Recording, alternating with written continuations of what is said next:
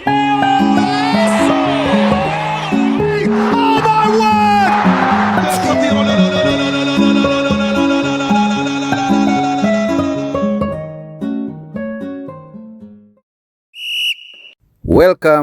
to my channel.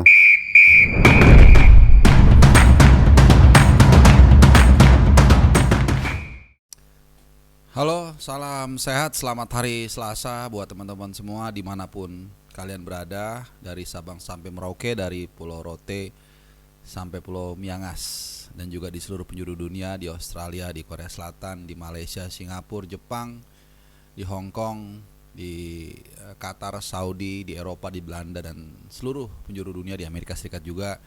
Semoga kalian selalu dinaungi kesehatan dan dikelilingi oleh orang yang tersayang. Nah, teman-teman semua, ini edisi gua yang edisional melengkapi video gua terakhir. Topiknya mirip, yaitu soal kegagalan kita di partai pertama. Ya, walaupun secara hitung-hitungan belum gagal, tapi peluang kita untuk, bahkan jangankan bicara emas atau perak ya, untuk lolos dari grup C aja di SEA Games kali ini itu sudah seperti di ujung tanduk. Karena kita tahu kemarin kita kalah secara menyakitkan. Kenapa gua katakan menyakitkan?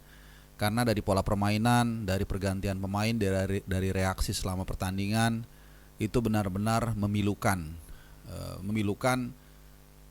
Mengingat kita dengan Filipina itu belum pernah kita kalah dari Filipina di SEA Games. Dan ini adalah pertanda yang buruk. Bahkan kalau kita lihat dari rangkaian lebih jauh lagi selama let's say 1 tahun atau 2 tahun terakhir, sejak 2024, seperti yang gue juga sempat mention di video gue sebelumnya, dari yang kita berada di puncak gunung begitu ya, dengan harapan yang memuncah, dikerek sedemikian tinggi, dengan Piala Asia kita relatif sukses. Ini dia, Mangku Alam keeps Indonesia hopes alive.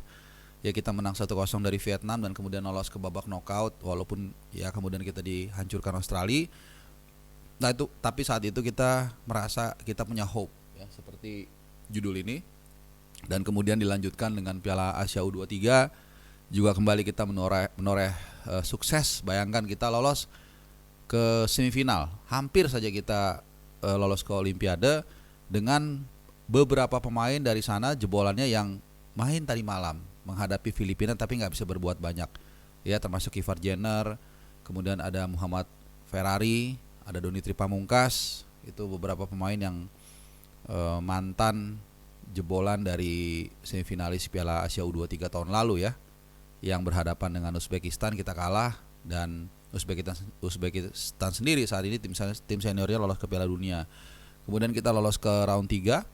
Di round 2 juga kita 2 kali mengalahkan Vietnam, dan disitulah kita merasa I think we can, kayaknya kita bisa deh gitu. Dan di round 3 pun seperti yang gue bilang juga di situ di video gue kemarin, kita sangat perform bagus ya, sebelum akhirnya 2025 ini seperti kecelakaan beruntun ya, dari mulai kalah Australia, kemudian juga permainan kita juga turun terus. Ya, orang mengaitkannya dengan pemecatan Sintayong, itu sah-sah saja, tapi gue bicara fakta bahwa memang ada penurunan yang sangat drastis, kemudian berujung pada kegagalan kita lolos di round 4 dari Saudi dan juga Irak ya, di Jeddah. Waktu itu gue juga hadir di sana, dan kemudian juga diikuti kegagalan pasukan U23 di AFF, dan juga gagal lolos ke Piala Asia U23 ya di Sidoarjo setelah kita ditekuk Korea Selatan 1-0. Belum berhenti di situ, sepak bola putri kita juga acak-acakan, dan di ujung tahun ini benar-benar ini adalah tahun yang penuh luka, tahun yang penuh duka, dan menyedihkan untuk sepak bola khususnya, dengan kita ya kalah dari Filipina tadi. Dan ini membuat peluang kita untuk lolos itu setipis sutra mungkin ya. Karena di grup lain Vietnam akan bertemu dengan Malaysia. Kalau mereka seri, maka selesai sudah. Karena poin mereka akan sama-sama 4 nih, posisi 1-2. Intinya runner up terbaiknya akan 4 poin. Sementara kita, kalaupun kita menghancurkan Myanmar di partai nanti 1000, itu nggak ada gunanya. Poin kita hanya 3. Sementara Vietnam dan Malaysia, salah satu dari mereka lah, gue lupa kalau nggak salah Vietnam yang urutan kedua ya, itu poinnya 4. Ya 4 dengan 3 kan pasti kita gagal untuk melewati itu. Kemudian kemarin gue juga sempat mendengar, walaupun gue nggak hadir di sana dan banyak penonton juga memang kelihatannya apatis ya. Gue baca dari komen-komen, ini bukan gue mewakili, tapi sepertinya kalian bisa lihat sendiri deh di komen-komen yang ditinggalkan di video gue terakhir itu, mereka sangat apatis, pesimis, dan mungkin juga gue nggak bilang kita mendoakan tim nasional gagal ya, tapi kayak ya udah deh emang pantas gitu, karena memang jelek dan kita mesti fair ya, membiasakan untuk menilai bahwa meskipun itu bagian dari kita, misalnya tim nasional kita, klub kesayangan kita, kalau memang nggak bisa dibela itu ya udah, memang apa boleh buat ya, mainnya jelek sekali. Skill-skill dasar gue udah singgung juga ya. Doni Tripamungkas ketika dapat long pass dari kanan kalau nggak salah, itu babak pertama ya, kontrol bolanya juga berantakan. Kemudian finishingnya Rahmat Tarjunya juga di kanan juga melayang ke atas, ada 2 atau 3 lah peluang emas.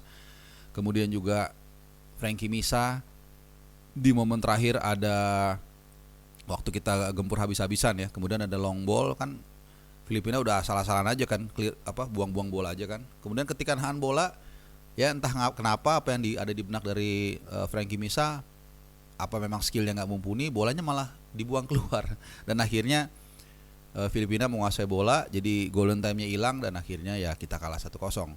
Dan sekali lagi golnya itu pun ironis karena kalah dari sebuah senjata andalan yang saat itu hanya dimiliki oleh kita dan juga Rory Delapnya Stoke City ya, dan banyak yang nyinyir yang menganggap itu hanya ya bisanya hanya lemparan ke dalam ya, padahal menurut gua setiap kelebihan yang kita punya harusnya kita syukuri, ketika bahkan negara lain hampir nggak ada yang gue pernah lihat bisa punya lemparan sebagus Pratama Arhan yang juga berjasa untuk meloloskan kita ke round 3 dan juga ada beberapa pertandingan lah di di Piala Asia U23 itu juga tandukannya siapa ya, kemenangan kita dari Australia itu juga dari situ. Dan memang nggak jalan sama sekali. Kembali lagi ke pertandingan menghadapi Filipina, tim yang sebenarnya hampir tidak punya sejarah sepak bola ya, terutama di SEA Games. Kita benar-benar dipermalukan. Bahkan ada momen ya di akhir-akhir, gue lupa menit berapa, mungkin 80-an atau 90-an, mereka tuh kayak ngelecehin kita gitu ya. Kalau bahasa Jakartanya ngecengin kita. Kalau bahasa Medannya ngangein ya. Jadi kayak dimain-mainin gitu loh, kayak di rondo, semi rondo lah gitu, seperti itu. Itu benar-benar menurut gue sih sangat memalukan ya. Jadi tim, kecuali yang rondoin kita tuh Brazil atau Argentina ya oke lah, ini Filipina, dan itu benar-benar menunjukkan bahwa message-nya adalah mereka tidak takut lagi dengan kita dan kita merasa lebih inferior. Para pemain diaspora gue nggak menyalahkan secara personal, tapi memang kalau bahasa kalian itu 1 Ivar Jenner dan 10 gedebong pisang gitu kan, kira-kira seperti itu ya. Memang betul Ivar Jenner itu salah satu pemain yang gue kagumin. Jadi gue tuh favoritin Jahit Ses. Nah ini nih jersinya yang mau dilelang, katanya ada yang mau lelang. Terus Calvin Verdong sama siapa tadi itu, Ivar Jenner. Ini 3 pemain diaspora yang gue senang lihat mainnya, nggak banyak ngemeng tapi kontributif, simple mainnya. Ivar Jenner sering gue analogikan, walaupun ini jauh lah ya bedanya, tapi gaya mainnya tuh kayak Serge Busquets, efektif, simple, sesuai dengan kemampuan dia. Tapi kemarin benar-benar dia tidak bisa mungkin memahami ya game plan dari Indra Safri, game plan dari teman rekan timnya juga. Dan ada sedikit cerita gue mau kasih tahu bahwa sebenarnya Ivar Jenner ini kecewa karena tidak dipanggil di kualifikasi Piala Dunia round keempat. Ya. Gue taunya dari mana? Dari sebuah WhatsApp dari salah orang dekatnya lah, keluarga gitu. Cuman kecewanya ya kecewa yang nggak meluap-luap gitu ya, karena menurut gue memang dia pantas saat itu. Dan kemudian ya waktu itu gue sempat singgung juga kan, anehnya kok dia dipanggil ke SEA Games gitu, sementara ini levelnya udah Eredivisie lah. Kan awal tahun ini kan dia sudah sempat dipanggil ke tim senior Eredivisie Utrecht kan, walaupun cedera, kemudian katakanlah disekolahkan lagi ke Young Utrecht gitu. Jadi dan dia inti gitu di Young Utrecht, relatif inti lah, memang nggak selalu starter ya, tapi sering starter, kalau nggak main dari bangku cadangan. Jadi aneh gitu, tidak dipanggil di level yang sepantasnya buat dia, tapi malah dipanggil untuk turnamen yang sebenarnya ini udah lebih kepada pembinaan. Karena dalam beberapa edisi terakhir SEA Games ini, sepak bola ini kan mengharuskan untuk kelas usia 22. Kenapa? Karena ya supaya tadi itu bukan untuk trofi gitu loh. Dalam arti ya nggak seharusnya lah sebenarnya, atau nggak perlu lah seorang Ivar Jenner itu turun gitu loh. Itu pun ditargetkan perak, dan perak pun saat ini mungkin nggak dapet ya, hampir pasti nggak dapet. Ya mungkin dapetnya tembaga atau besi atau apa, gue nggak tahu. Lolos pun mungkin bahkan belum tentu, dan kecil kemungkinan kita lolos ya, karena Malaysia dan Vietnam bisa aja mereka main safe sama-sama lolos ya, apa boleh buat gitu kan. Karena dulu kan di U20 ya atau U17 ya, di bawah Coach Nova kita juga pernah melakukan yang sama ya. Kita dengan Australia kalau nggak salah waktu itu ya, kita seri kita lolos ya udah, itu kita lakukan. Jadi kita mesti fair juga, jangan munafik. Nah, ditutup dengan pernyataan yang menurut gua sangat ironis ya, yaitu pernyataan dari pelatih Indra Shafri yang menyalahkan para pemainnya secara langsung loh ini, karena dia katakan para pemain tidak mengikuti instruksi saat latihan. Ya walau alam kita nggak tahu seperti apa instruksinya, apakah benar memang tidak diikuti atau memang seperti apa, kita nggak tahu. Karena seperti yang gue katakan dalam beberapa kesempatan, izin peliputan ini relatif sulit ya. Padahal ini kan kita perlu ya untuk mengontrol, untuk memberikan masukan juga, untuk mengoreksi, menambah mata itu kan bagus. Supaya mereka juga mungkin ada yang skip atau ada yang slip, mereka bisa dikasih tahu dan mereka bisa perbaiki. Tapi ya kita nggak tahu seperti apa latihannya. Yang pasti ini bisa kita bedah dengan critical thinking.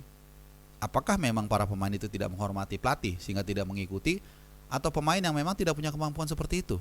Tapi menurut gue sekali lagi seorang komandan itu harus bertanggung jawab. Dan ya kita lagi-lagi kita hanya bisa bersuara dan menyerahkan kepada federasi untuk mengevaluasi semua ini. Karena walaupun memang ada satu pertandingan lagi menghadapi Myanmar, menurut gua di turnamen kali ini, menurut gua ya, mudah-mudahan gua salah walaupun kecil kemungkinannya, buat kita ini sudah it's over. Ya kira-kira seperti itu teman-teman yang tersisa dari Chiang Mai, dari kekalahan kita dari Filipina. Sangat menyakitkan, dan benar-benar memang tahun 2025 ini penuh dengan nestapa ya sepak bola kita. Tapi ya kalau kata orang, when you don't have to lose, ya you can only win. Ya mudah-mudahan 2026 akan menjadi tahun kebangkitan kita, entah bagaimana, karena ya kita semua sudah di dasar samudra nih, sudah di palung. Mudah-mudahan kita hanya bisa bangkit dan bangkit lagi. Kalau itu tidak terjadi juga, gua nggak tahu mesti ngomong apa. Ya teman-teman, itu aja. Mungkin sedikit curhat dari gua, keluh kesah ekspresi gua. Seperti biasa, mungkin mewakili perasaan kalian, mungkin juga berbeda. Terima kasih teman-teman, semoga kalian dinaungi kesehatan. Sayangilah orang-orang terdekat kalian selagi masih memungkinkan. Adios.